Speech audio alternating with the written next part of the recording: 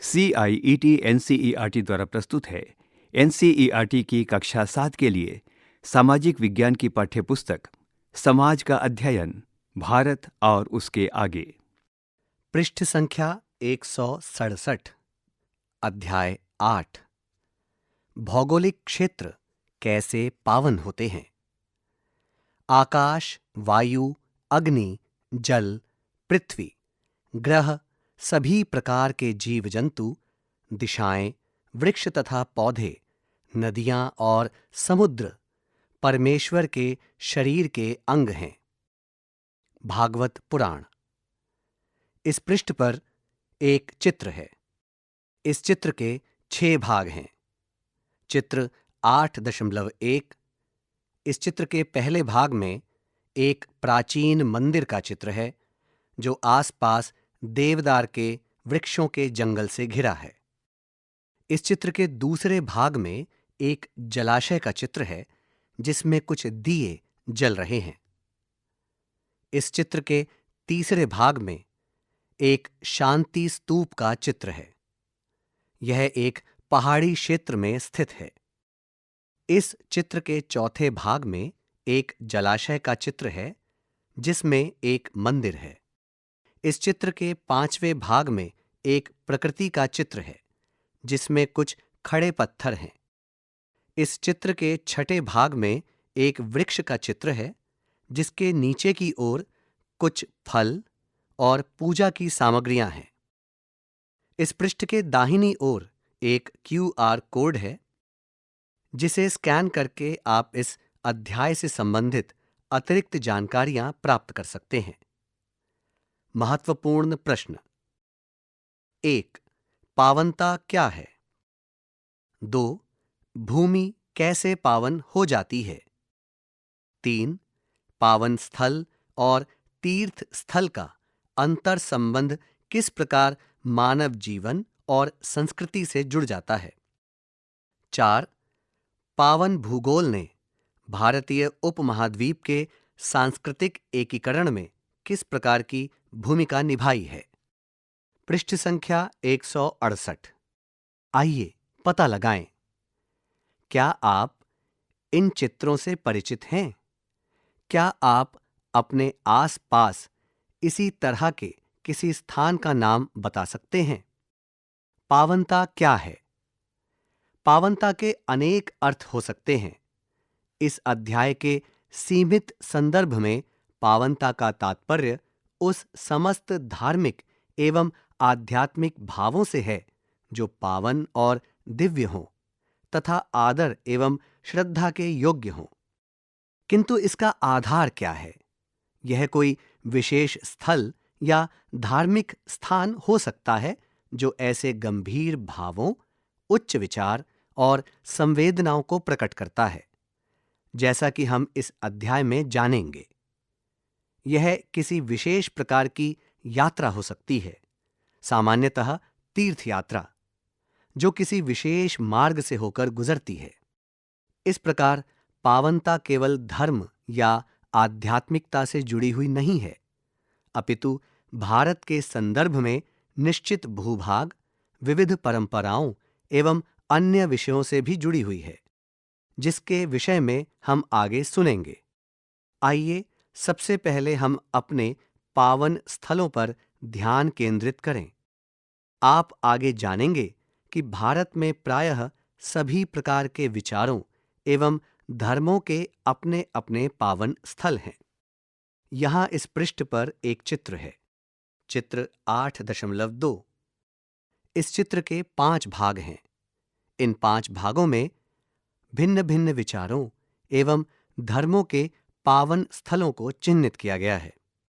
पहला चित्र एक दरगाह का है। दूसरा चित्र एक सिनेगॉग का है। तीसरा चित्र पारसी धर्म को मानने वाले अग्नि मंदिर का है। चौथा चित्र एक मस्जिद का है और 5वां चित्र भी एक सिनेगॉग का है। पृष्ठ संख्या 169। भारत से बाहर उद्भव होने वाले धर्मों जैसे इस्लाम, ईसाई, यहूदी तथा पारसी धर्म के अनुयायी इन चित्रों में चिन्हित किए गए स्थलों को श्रद्धेय मानते हैं।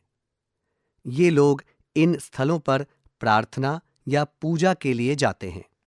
अन्य पंथों के लोग भी इन स्थलों पर जाते हैं, जिनमें राजस्थान का अजमेर शरीफ तथा तमिलनाडु का वेलांकन्नी चर्च विशेष रूप से प्रसिद्ध हैं। विशेष अवसरों पर श्रद्धालु इन पावन स्थलों की तीर्थ यात्रा करते हैं। इस वाक्य में कुछ शब्दों को विशेष रूप से उभारा गया है। पहला शब्द है पावन स्थल। पावन स्थल किसी स्थल को पावन इसलिए माना जाता है क्योंकि इसका संबंध किसी दिव्य पावन स्मृति अथवा आध्यात्मिक व्यक्ति या आकृति से होता है। इस वाक्य का दूसरा शब्द जो विशेष रूप से उभारा गया है वह है तीर्थ यात्रा।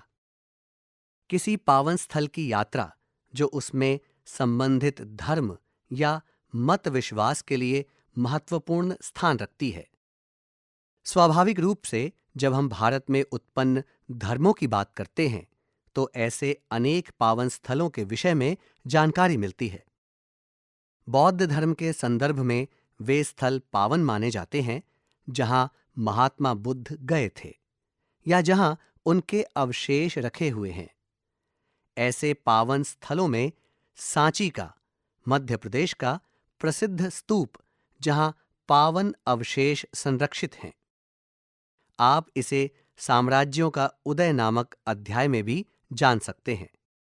इस वाक्य में पावन अवशेष को विशेष रूप से उभारा गया है, जिसके विषय में जानकारी इस प्रकार है। पावन अवशेष किसी संत या आध्यात्मिक व्यक्ति के शरीर के अंश या उनसे संबंधित वस्तु को जब सम्मान के साथ रखा जाता है। तथा बोध गया बिहार का महाबोधि स्तूप है जहां बौद्ध परंपरा के अनुसार महात्मा बुद्ध ने निर्वाण प्राप्त किया था। ये स्थल तीर्थयात्रियों के लिए महत्वपूर्ण हैं। उदाहरण स्वरूप बोध गया में प्रतिवर्ष 40 लाख से अधिक यात्री आते हैं। सिख धर्म में तख्त आध्यात्म का आधिकारिक केंद्र है। उदाहरण के लिए तख्त श्री पटना साहिब पटना, अकाल तख्त स्वर्ण मंदिर अमृतसर तथा तख्त श्री केशगढ़ साहिब आनंदपुर।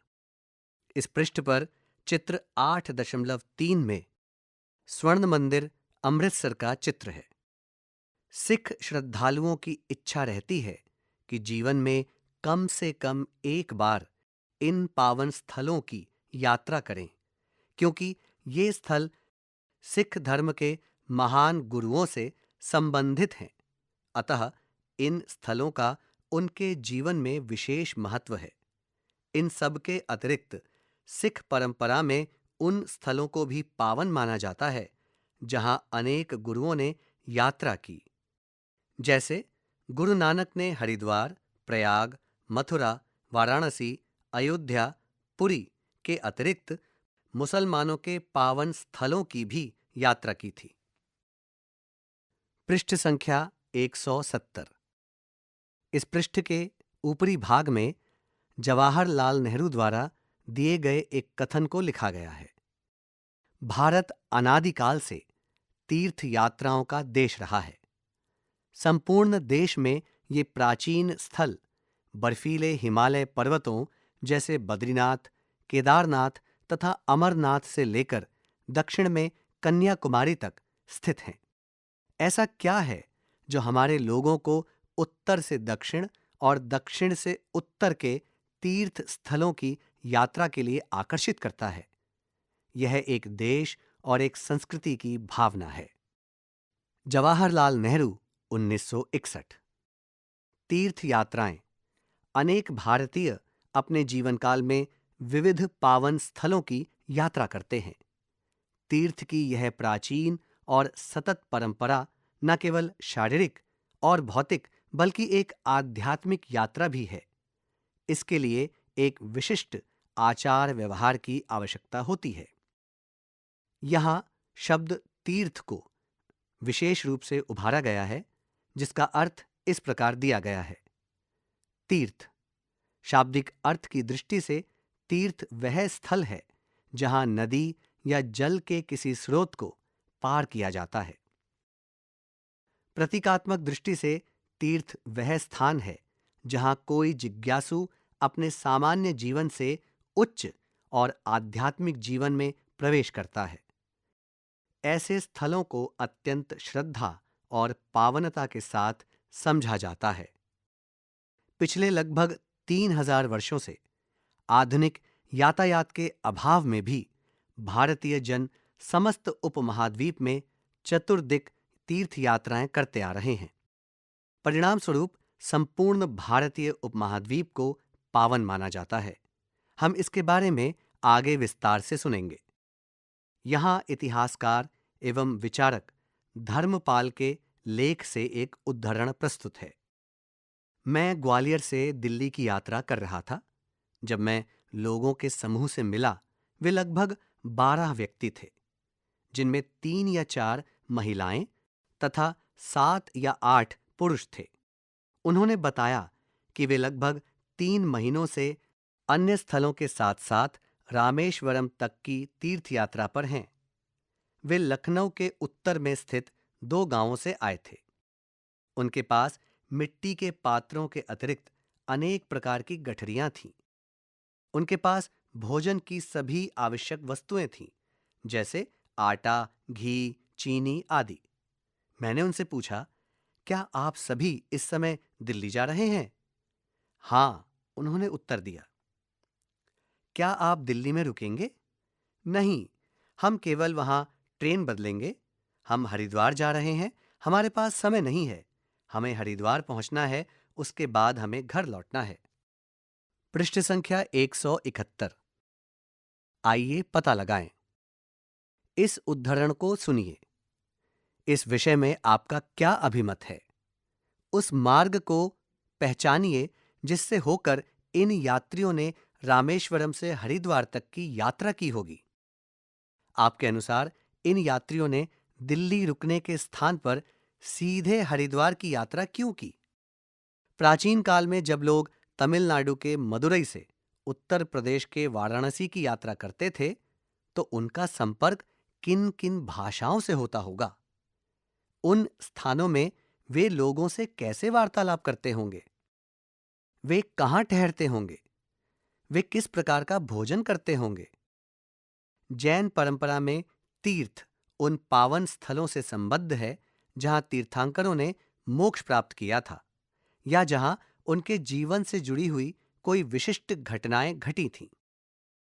इस वाक्य में शब्द तीर्थंकर को विशेष रूप से उभारा गया है, जिसके विषय में एक अतिरिक्त जानकारी इस प्रकार दी गई है। तीर्थंकर शाब्दिक अर्थ में तीर्थंकर वह है जो तीर्थ का निर्माण करता है, अर्थात जो साधारण जीवन से ऊपर उठकर उच्चतर जीवन की ओर मार्गदर्शन करता है।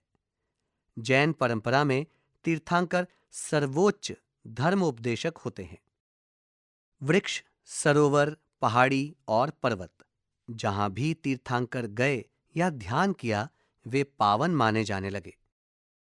उदाहरण के रूप में माउंट आबू, गिरनार और सौराष्ट्र, गुजरात की शत्रुंजय पहाड़ी इनमें सम्मिलित हैं। केरल में स्थित अयप्पा देवता को समर्पित सबरीमाला मंदिर की तीर्थयात्रा इसका अन्य उदाहरण है। यहां प्रतिवर्ष लगभग 1 करोड़ श्रद्धालु दर्शनार्थ आते हैं। पहाड़ी पर स्थित इस पावन स्थल पर पारंपरिक रूप से पहाड़ियों और जंगलों के बीच एक कठिन मार्ग से होकर पहुंचा जाता था। इस प्रकार की चुनौतीपूर्ण यात्रा प्रायः पूरे देश में अनेक पहाड़ियों या पर्वतों पर स्थित पावन स्थलों के लिए सामान्य बात है। प्राकृतिक संकेतों से युक्त मार्ग के साथ ऐसी यात्रा पावन मानी जाती है। यह आध्यात्मिक यात्रा की कठिनाइयों का भी प्रतीक है। यहां इस पृष्ठ पर एक चित्र है, चित्र 8.4। यह चित्र महाराष्ट्र में 800 वर्ष पुरानी पंढरपुर वारी परंपरा का है। वारी का तात्पर्य उस वार्षिक तीर्थ यात्रा से है जो नियमित रूप से होती है। तीर्थयात्री विशाल समूह में 21 दिनों तक पंढरपुर के प्रसिद्ध विठोबा मंदिर की यात्रा करते हैं। इस चित्र में कुछ तीर्थयात्रियों के समूह का चित्र है। पृष्ठ संख्या 172। अन्य पावन स्थल। हिंदू तथा अन्य लोक एवं जनजातीय मान्यताएं पावन स्थलों की धारणा के संबंध में और आगे जाती हैं। जैसा कि हमने कक्षा 6 में सुना है, इन मान्यताओं में लोग प्रकृति के तत्वों जैसे पर्वत, नदी, वृक्ष, पौधे एवं पशुओं और कभी-कभी पत्थरों को भी पावन मानते हैं। उदाहरण के लिए, हिंदू विश्वास परंपरा में अनगिनत स्थलों और प्रकृति के रूपों जैसे पर्वत, नदी, वन विशेष रूप से दिव्य माने जाते हैं और उनकी देवी देवताओं के रूप में पूजा की जाती है। कई नदियां देवी के रूप में भी जानी जाती हैं, जबकि कुछ वृक्षों, पशुओं तथा पौधों को भी पावन माना जाता है। इस पृष्ठ के दाईं ओर एक चित्र है। चित्र 8.5। इस चित्र में भगवान विष्णु वराह अवतार के रूप में एक दैत्य का संहार करते हैं तथा भूदेवी पृथ्वी माता की रक्षा करते हैं। उन्हें भगवान विष्णु की कोहनी पर बैठे हुए चिह्नित किया गया है। यह चित्र कर्नाटक के बेलूर मंदिर से लिया गया है। यह परंपरा उस समय पर आधारित है जो यह मानती है कि प्रकृति के कण कण में दैवीय उपस्थिति है। निष्कर्ष स्वरूप संपूर्ण पृथ्वी पावन मानी जाती है।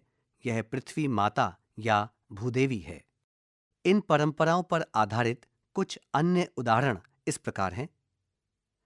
डोंगरिया खोंड जनजाति के लिए झारखंड की नियमगिरी श्रृंखला में स्थित नियम डोंगर पहाड़ी पावन है। उनकी मान्यता है यह पहाड़ी सर्वोच्च देवता नियम राजा का निवास स्थान है और वे उन्हें सब कुछ प्रदान करते हैं जो उनके भरण पोषण के लिए आवश्यक है। वृक्ष काटना यहां प्रतिबंधित है और ऐसा करना देवता के प्रति असम्मान माना जाता है। वर्ष 2000 के आरंभ में सिक्किम सरकार ने अनेक पावन पर्वत, गुफा, झील, चट्टान एवं उष्ण जल स्रोतों को चिन्हित किया, जिससे उन्हें किसी भी हानि से बचाया जा सके।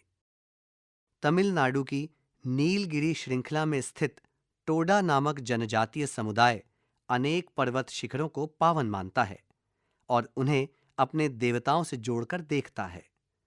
उनके लिए पावनता की यह भावना कई पौधों, जो प्रायः उनके अनुष्ठानों का हिस्सा बन जाते हैं, शोलावन, आर्द्र भूमि और यहाँ तक कि विशिष्ट पत्थरों और विशेष वृक्षों तक फैली हुई है। पृष्ठ संख्या 173। पावन भूभाग से अवगत होना। अगले पृष्ठ पर एक मानचित्र चित्र 8.6 दिया गया है, जिसमें कुछ पावन स्थल चिन्हित किए गए हैं। यद्यपि ये पूरे देश में फैले हुए हैं, फिर भी यह आपस में घनिष्ठ रूप से जुड़े हैं।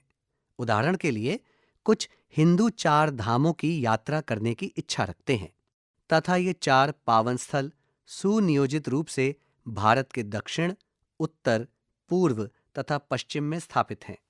यही आकांक्षा अत्यंत पावन माने जाने वाले 12 ज्योतिर्लिंगों के लिए भी होती है। 51 शक्तिपीठ भी संपूर्ण भारत में, वर्तमान बांग्लादेश तथा पाकिस्तान सहित फैले हैं। इसी प्रकार कई अन्य अंतर संबंधित क्षेत्र हैं। इन अंतर संबंधों का जाल संपूर्ण भारत की लंबाई चौड़ाई में हर दिशा से होते हुए पावन भूभाग का निर्माण करता है। निष्कर्षतः संपूर्ण भारत स्वयं एक पावन स्थल बन जाता है। यहाँ इस पृष्ठ पर एक अतिरिक्त जानकारी दी गई है जो इस प्रकार है। 12 ज्योतिर्लिंग हिंदू धर्म के प्रमुख भगवान शिव से संबंधित पावन स्थल माने जाते हैं। प्रत्येक पावन स्थल के पृथक पृथक नाम हैं तथा प्रत्येक की अपनी पौराणिक पृष्ठभूमि है। 51 शक्ति पीठों के विषय में एक कथा भी प्रचलित है।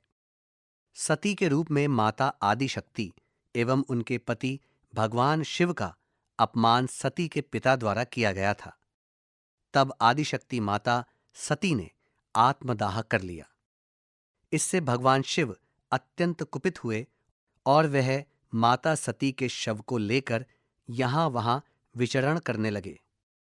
उन्होंने सती के शव का अंतिम संस्कार करने से मना कर दिया।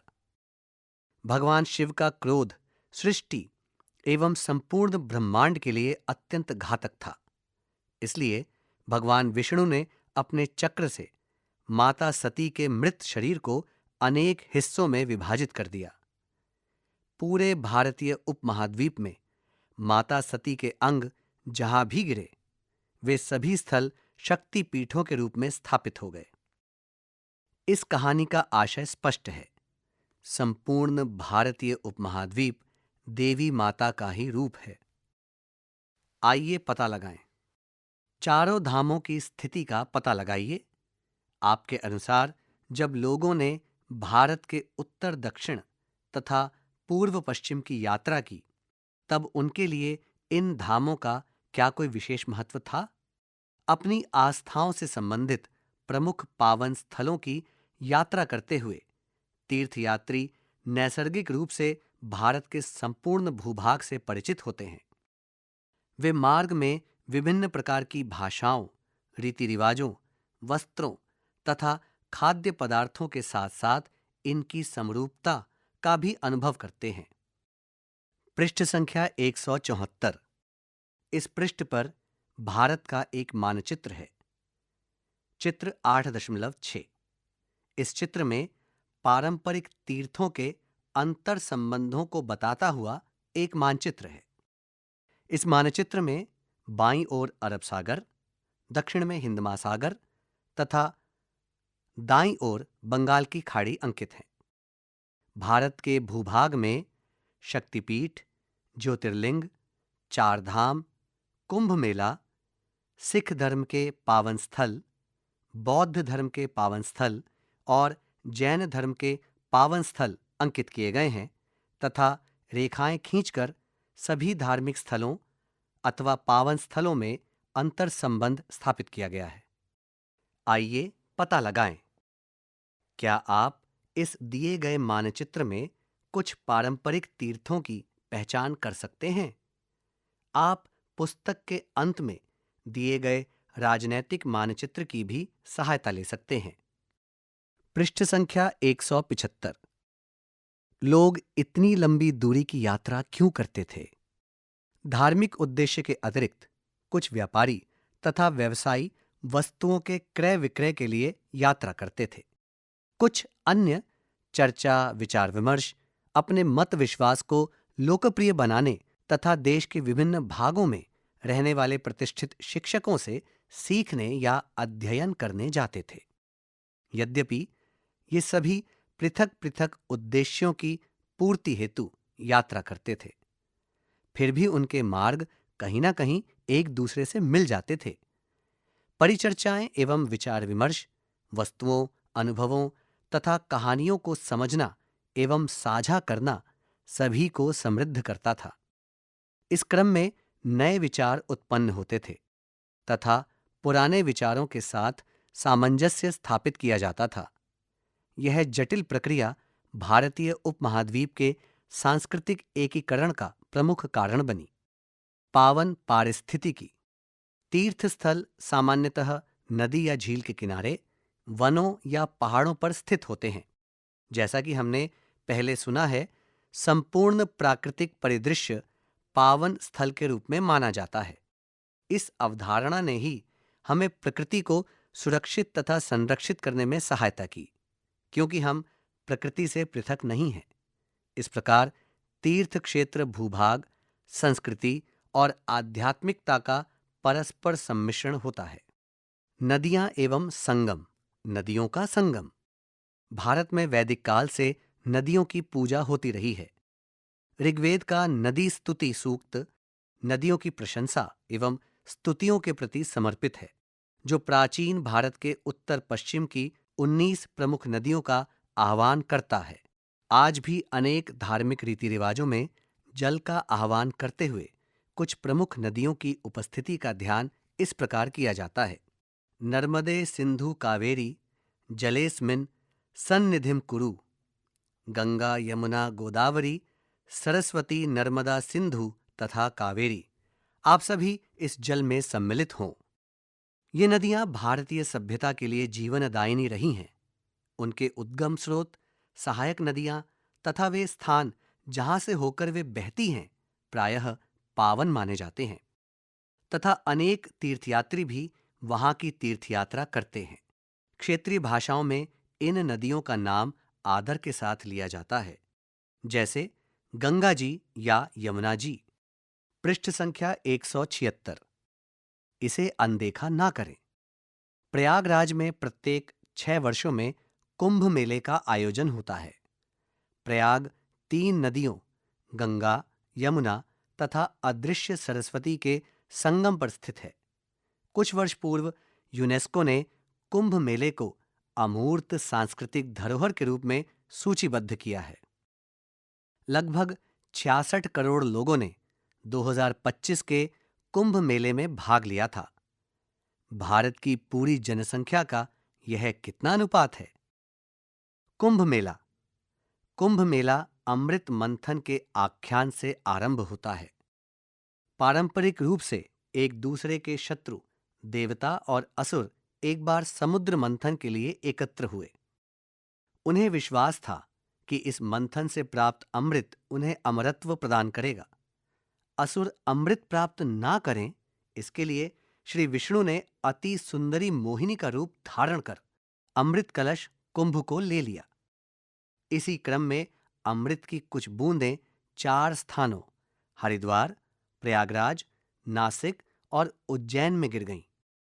तब से इन स्थानों पर कुंभ मेले का आयोजन होता आ रहा है और एक विशेष खगोलीय अवधि में वहां की नदियों में डुबकी लगाना अत्यंत मांगलिक माना जाता है। इस पृष्ठ के निचले हिस्से में एक चित्र है, चित्र 8.7। यह चित्र कुंभ मेले का है और इस चित्र में कुंभ मेले से संबंधित बहुत से श्रद्धालु हैं। पृष्ठ संख्या 177। आइए विचार करें, आपके विचार में किस प्रकार ये पावन स्थल लोगों के आर्थिक जीवन और गतिविधियों से जुड़े हुए हैं। मानस मानचित्र माइंड मैप के माध्यम से इन संबंधों का पता लगाएं। संकेत चित्र 8.7 और 8.8 में इस विषय में कुछ जानकारियां दी गई हैं। यहां इस पृष्ठ पर एक चित्र है, चित्र 8.8। यह चित्र बनारस के घाट का है। पर्वत और वन, प्रायः संपूर्ण विश्व की दंत कथाओं में पर्वतों का संबंध देवताओं तथा नायकों से रहा है। साथ ही पर्वतों को उनकी ऊंचाई के कारण पृथ्वी से स्वर्ग तक के प्रतीकात्मक प्रवेश द्वार के रूप में भी देखा जाता है। यही कारण है कि भारत के अनेक तीर्थस्थल तथा मंदिर पहाड़ियों की चोटियों पर स्थित हैं। इन चोटियों तक पहुंचने की यात्रा प्रतीकात्मक दृष्टि से दिव्य शक्ति तक पहुंचने की यात्रा मानी जाती है। लोग पर्वतीय मार्गों से उन भूभागों और पावन स्थलों की कठिन यात्रा करते हैं जो उनकी न केवल शारीरिक बल्कि मानसिक शक्ति का भी परीक्षण करती हैं। वर्तमान समय में ऐसे स्थलों तक सड़कों तथा परिवहन के अन्य साधनों के माध्यम से पहुंचना संभव है। इस पृष्ठ के निचले हिस्से में एक चित्र है, चित्र 8.9। इस चित्र के 4 भाग हैं। पहले भाग में कैलाश पर्वत का चित्र है। इस चित्र के दूसरे भाग में कटरा में स्थित वैष्णो देवी के मंदिर का चित्र है। इस चित्र के तीसरे भाग में तमिलनाडु के तिरुवनमलाई का चित्र है तथा इस चित्र के चौथे भाग में तिरुमाला पहाड़ी पर स्थित बालाजी का मंदिर है। पृष्ठ संख्या 178। वृक्ष, वन तथा पावन निकुंज। भारत के अनेक भागों में हल्दी और कुमकुम से वृक्षों को अलंकृत किया जाता है।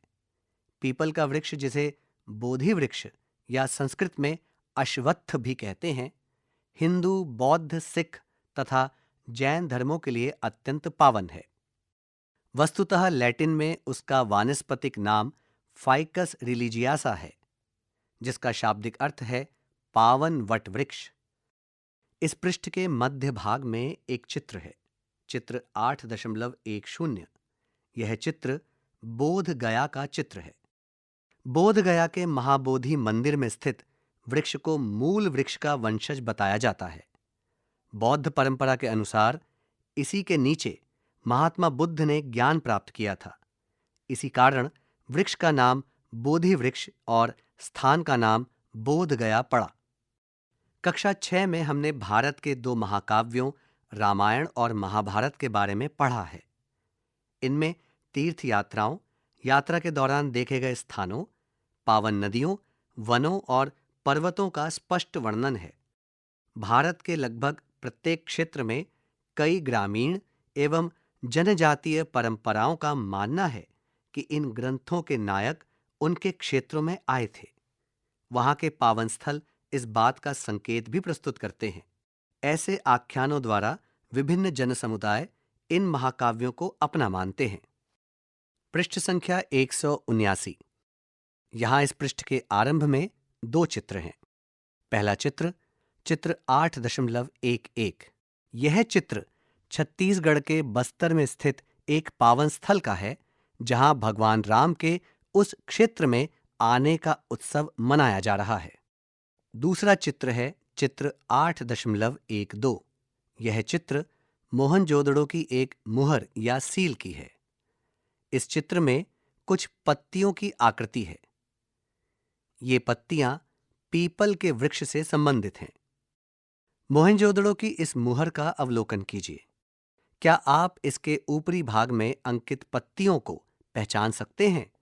इससे यह ज्ञात होता है कि पीपल का वृक्ष कितनी शताब्दियों से भारत के सांस्कृतिक भूगोल का एक महत्वपूर्ण हिस्सा रहा है।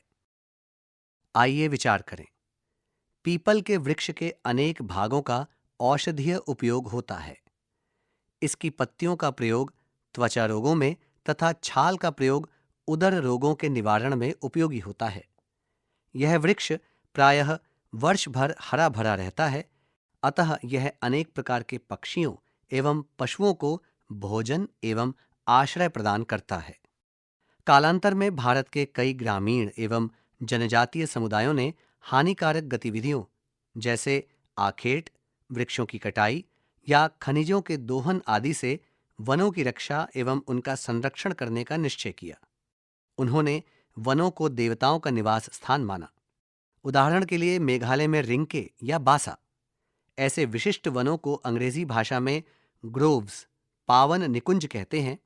क्षेत्रीय भाषाओं के नामों को अगले पृष्ठ पर दी गई तालिका में जानेंगे। अपने पावन महत्व के कारण ये वनस्पतियों एवं जीवों की विशाल जैव विविधता को आश्रय प्रदान करते हैं। कई पावन निकुंजों में छोटे छोटे जलाशय होते हैं जो जल संरक्षण में भी सहायक होते हैं। भारत में हजारों की संख्या में पावन निकुंज हैं। यह एक विडंबना है कि इनकी संख्या तेजी से घटती जा रही है, क्योंकि लोगों ने अनेक प्रकार के कृषि कार्यों एवं उद्योगों के लिए उनका अतिक्रमण करना आरंभ कर दिया है। फिर भी भारत के अनेक क्षेत्रों में पावन निकुंजों के संरक्षण का कार्य आज भी चल रहा है। पृष्ठ संख्या 180। यहां इस पृष्ठ के आरंभ में 4 चित्र हैं। चित्र 8.13। यह चित्र महाराष्ट्र के मुलशी में स्थित कलकई मंदिर का है। दूसरा चित्र चित्र 8.14। यह चित्र शिलांग के माव फ्लांग का है। तीसरा चित्र चित्र 8.15। यह चित्र भीलों के पावन निकुंज का है। चौथा चित्र चित्र 8.16। यह चित्र तमिलनाडु के उदयन कुदुकादु कारुम्बारियम कोंडन का है। यहां दी गई तालिका में भारत की क्षेत्रीय भाषाओं में पावन निकुंजों के लिए प्रयुक्त नाम दिए गए हैं। क्या आप इसमें कुछ नए नाम जोड़ सकते हैं? यहां इस पृष्ठ पर एक तालिका है। इस तालिका के पहले स्तंभ में भारत की कुछ भाषाएं हैं तथा दूसरे स्तंभ में उस भाषा में पावन निकुंजों के नाम हैं। पहले स्तंभ में दी गई क्षेत्रीय भाषाएं इस प्रकार हैं: मलयालम, तमिल, कन्नड़, मराठी, खासी मेघालय, हिंदी हिमाचल प्रदेश, झारखंड, छत्तीसगढ़, राजस्थान।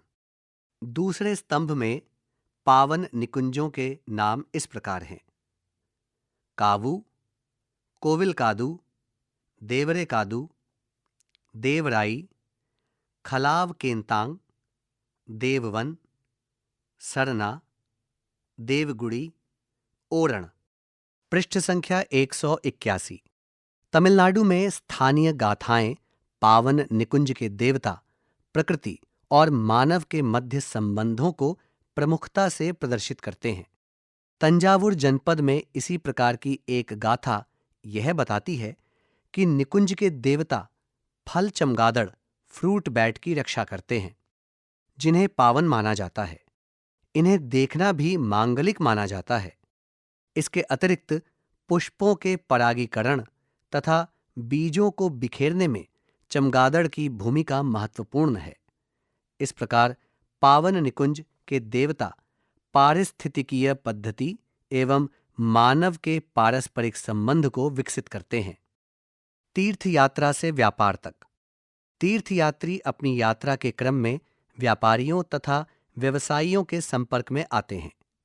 यह मेल मिलाप दोनों समूहों को लाभान्वित करता है।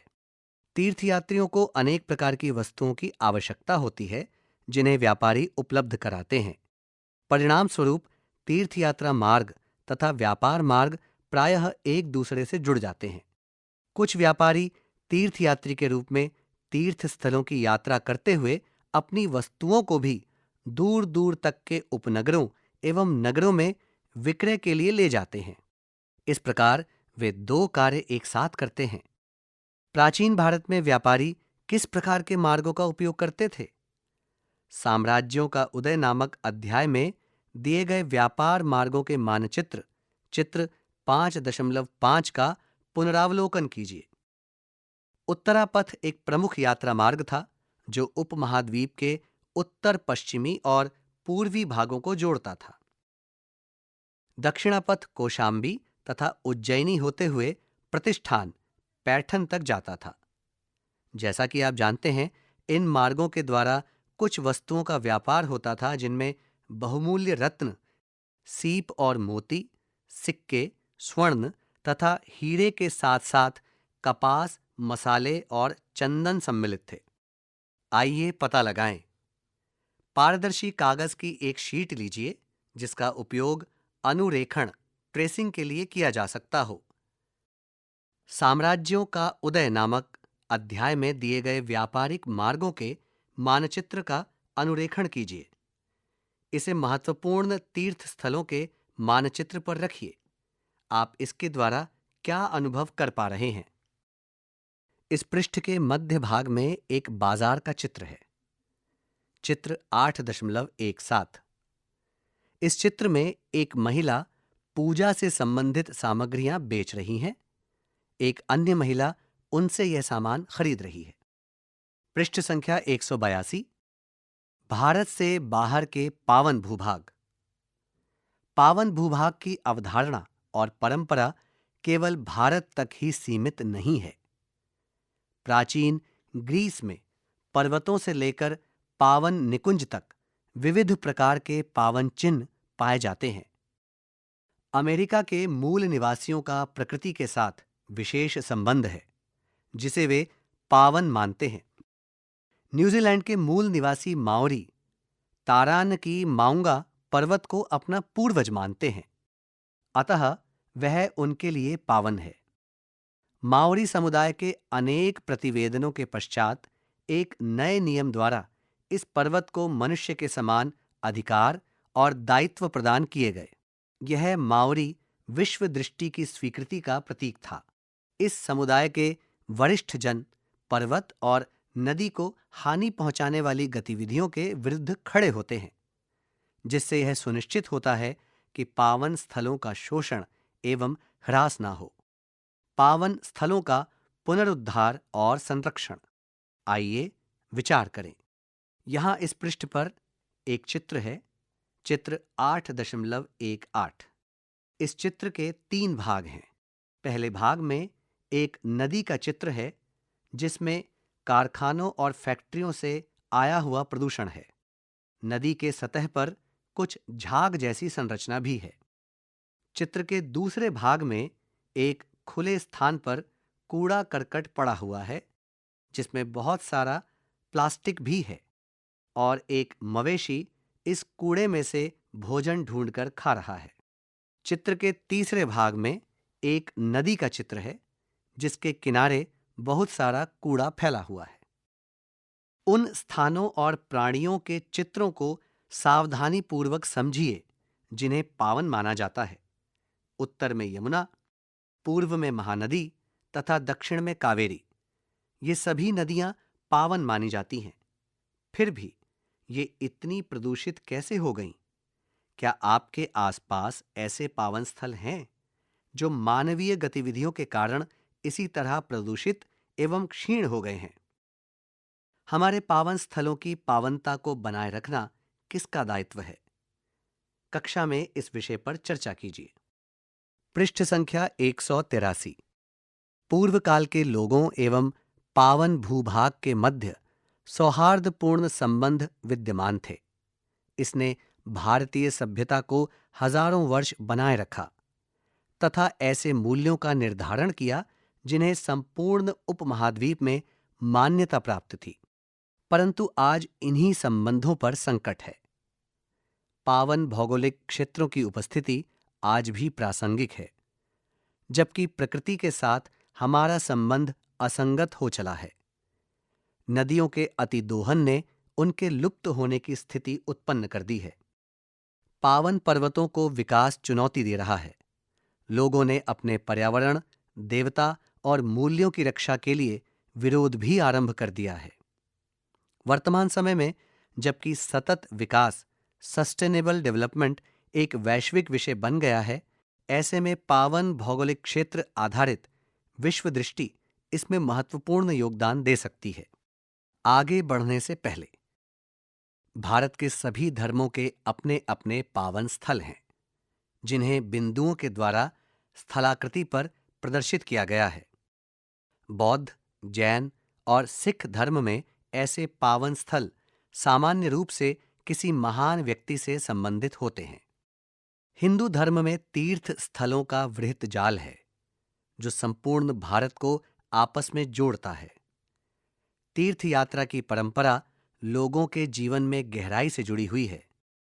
यह न केवल व्यक्तिगत एवं आध्यात्मिक विकास को पोषित करती है, अपितु व्यापार और अखिल भारतीय सांस्कृतिक एकीकरण के सामाजिक आर्थिक उद्देश्य को भी समर्थन देती है। हिंदुओं, जनजातियों एवं लोक परंपराओं में भूमि को पावन माना जाता है। उपेक्षा और देखभाल की कमी के कारण हमारे पावन स्थल प्रदूषित होते जा रहे हैं। हमारी राष्ट्रीय धरोहर की रक्षा करना हमारा कर्तव्य है। हमारा संविधान भी हमें इसकी याद दिलाता है। प्रश्न एवं क्रियाकलाप। 1. प्रसिद्ध पर्यावरणविद डेविड सुजुकी के यहां दिए गए वाक्य को सुने। हम जिस दृष्टि से विश्व को देखते हैं, उसी के अनुसार उसके साथ व्यवहार करते हैं। अगर पर्वत एक देवता है, ना कि खनिज का ढेर, अगर नदियां पृथ्वी की शिराएं हैं, ना कि केवल सिंचाई का स्रोत, अगर वन पावन निकुंज हैं, ना कि केवल इमारती लकड़ियों का ढेर, अगर अन्य प्रजातियां हमारे संबंधी हैं, ना कि केवल साधन मात्र, या अगर पृथ्वी हमारी माता है, ना कि केवल संसाधन, तब हम इन सभी के साथ अत्यंत आदर के साथ व्यवहार करते हैं। अतः यह विश्व को एक अलग परिप्रेक्ष्य में देखने की चुनौती है। इस पर छोटे समूह में चर्चा कीजिए। आप इन वाक्यों से क्या समझते हैं? इससे हमारे चारों ओर विद्यमान वायु, जल, भूमि, वृक्ष तथा पर्वत के प्रति हमारे व्यवहार पर क्या प्रभाव पड़ता है? पृष्ठ संख्या 184। 2. अपने क्षेत्र के पावन स्थलों की सूची बनाइए। पता लगाइए कि ये स्थल पावन क्यों माने जाते हैं। क्या इनसे जुड़ी कोई कहानियां हैं? इस विषय में 150 शब्दों में एक संक्षिप्त लेख लिखिए। संकेत: आप अपने परिवार एवं समुदाय के वरिष्ठ लोगों से चर्चा कर सकते हैं। अपने शिक्षक से भी विचार विमर्श कीजिए। इस प्रकार की सूचनाओं का संग्रह करने के लिए लेख एवं पुस्तक पढ़िए। 3. आपके विचार में प्राकृतिक तत्व जैसे नदी, पर्वत और वन आदि लोगों के लिए पावन क्यों माने जाते हैं? वे हमारे जीवन में किस प्रकार योगदान देते हैं? 4. लोग तीर्थ या अन्य पावन स्थलों की यात्रा क्यों करते हैं? 5. प्राचीन तीर्थ यात्रा मार्गों ने उस समय किस प्रकार व्यापार को प्रोत्साहित किया? आपके अनुसार ये पावन स्थल उन क्षेत्रों के आर्थिक विकास में किस प्रकार सहायक बने? 6. पावन स्थल किस प्रकार वहां के लोगों की संस्कृति और परंपरा को प्रभावित करते हैं? 7. भारत के विविध प्रकार के पावन स्थलों में से अपनी रुचि के अनुसार किन्हीं 2 का चयन कीजिए तथा उनका महत्व बताते हुए एक परियोजना बनाइए। 8. तीर्थ यात्राएं किस प्रकार दोहरा महत्व रखती हैं? यहां अध्याय 8 समाप्त होता है।